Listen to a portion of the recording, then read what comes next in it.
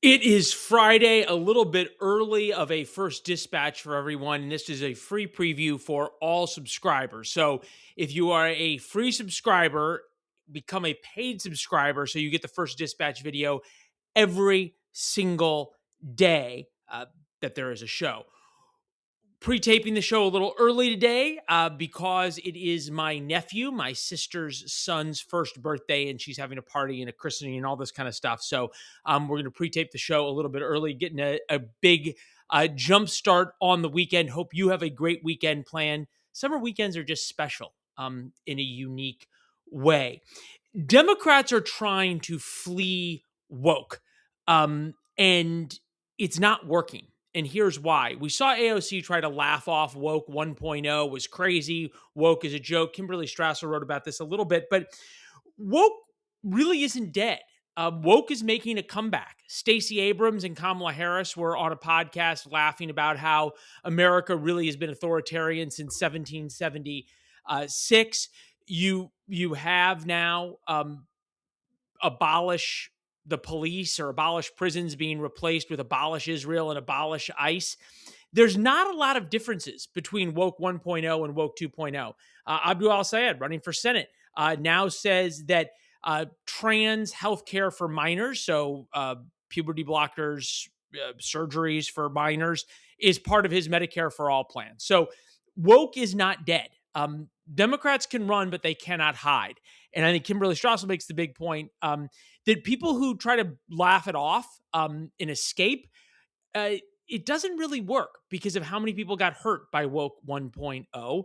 And number two, Democrats are going to have to try to explain how slavery happened yesterday, but 2020 should be forgotten.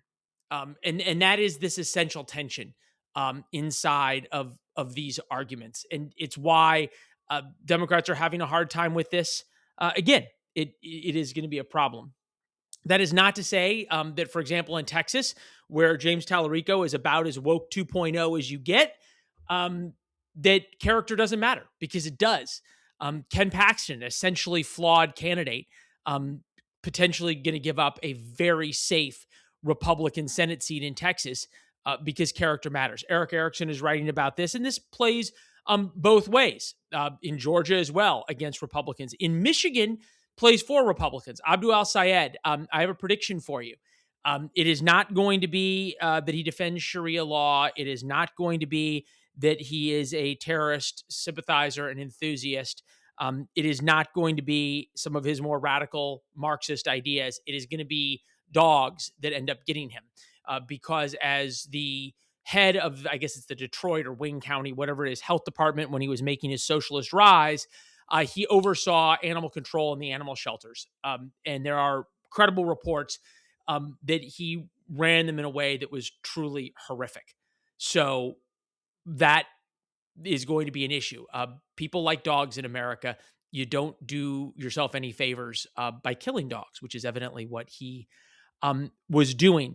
Speaking of 2028, AOC making her rise in the polls. That's the Democratic side. The Republican side is, well, none other than J.D. Vance. Mark Halpern out with a big piece about J.D. Vance. One of J.D. Vance's big supporters, Steve Cortez, will be on with us tonight. This is a really interesting dynamic right now happening in the White House because Vance is starting to move away from Trump.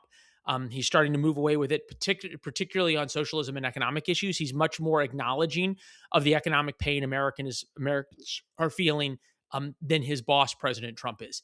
Watch this, because Rubio can be fired. Vance cannot be fired. That gives him an enormous amount of power. Indiana floods. I don't know if you're following this. If you live in Indiana, you're probably not watching this because you may not have power. The rest of the country, much like what happened to my town in St. Louis in the 90s, 1993, I think, Indiana, much of Indiana is underwater because of flash floods. It is absolutely horrific what has happened. I will say it again, though. The worst times bring out the best in Americans. And that's what I think is really important to keep talking about here, is how these communities devastated, without flood insurance, people have lost everything, and they're coming back, or will come back, because of their neighbors and because of their churches. The government just uh, oftentimes misses the mark. Just ask the folks of North Carolina about that. By the way, last point, loved all your comments on daylight saving time. It is not daylight saving time. It is daylight shifting time, which means it is inherently dumb. And we're going to have a lot more on that and your comments come next week, when we'll see whether it actually gets over the finish line. President Trump signs it into law. Abbreviated war notes.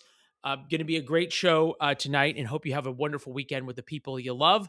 I'll see you on Monday, also on TV tonight.